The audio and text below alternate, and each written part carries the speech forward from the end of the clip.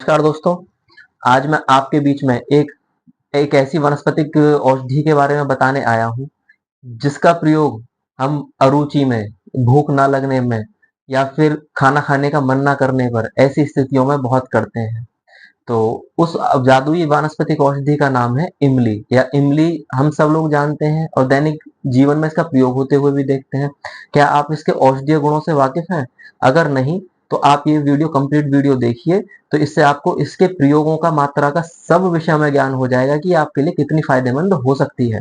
देखिए, इमली या अम्लिका, हम इस को सब लोग जानते हैं, पर इसके क्या उपयोगी अंग है, मतलब इसका क्या क्या चीज उपयोग किया जा सकता है। तो इमली की मज्जा, मज्जा कहते हैं इमली का ऊपर का भाग, जो लसलसा भाग या होता है उसको मज्जा कहते हैं। इसका प्रयोग भी करा जाता है। फिर इमली के बीजों का प्रयोग भी आयुर्वेदिक औषधियों के लिए किया जाता है। तो अब बात करते हैं कि इनका प्रयोग किन किन चीजों में कर सकते हैं।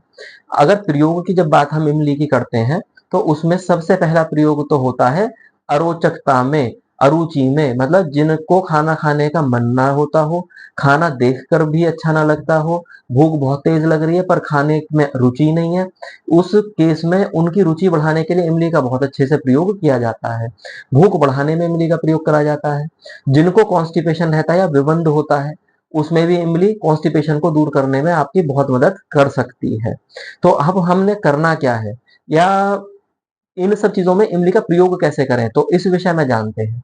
देखिए, इनके लिए इमली की मज्जा, बीजों के ऊपर के भाग को लगभग 2 से 3 ग्राम लेना है और आधा कटोरी पानी में, लगभग 20-30 ml पानी में घोलकर और हल्का सा सेंधा नमक मिलाकर सुबह शाम या दिन में एक बार पी लेना है। तो इससे आपकी अरुचि खत्म होकर भोजन में रुचि बढ़नी शुरू हो जाएगी और आपको भोजन अच्छा लगना शुरू हो जाएगा।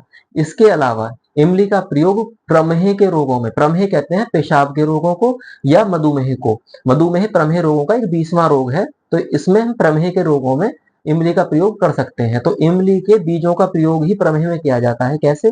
बीजों को चूर्ण करके लगभग 1 से 2 ग्राम के चूर्ण की मात्रा सुबह शाम लेने से प्रमेह रोग भी दूर होते हुए देखे गए हैं।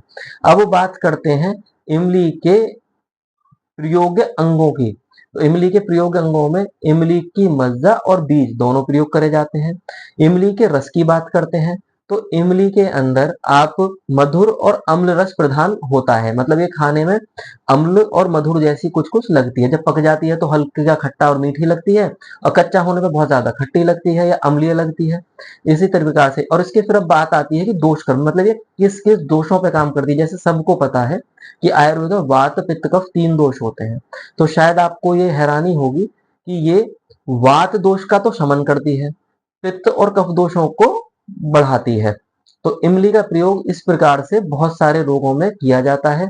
तो मुझे आशा है कि मेरे द्वारा बताई गई जानकारी, इमली के विषय में बताई गई जानकारी आपको बहुत ही उपयोगी साबित हो और आप इसका प्रयोग करके अपनी भूख जिनकी कम हो गई है, खाने का मन नहीं कर रहा है, और या फिर कॉन्स्टिपेशन विबंध हो गया है, मोशन नहीं आ रहा है, इन सब रोगों को इसके प्रयोग द्वारा दूर करें। और इस वीडियो को अधिक से अधिक शेयर करें, लाइक करें और हमारे चैनल को सब्सक्राइब करें।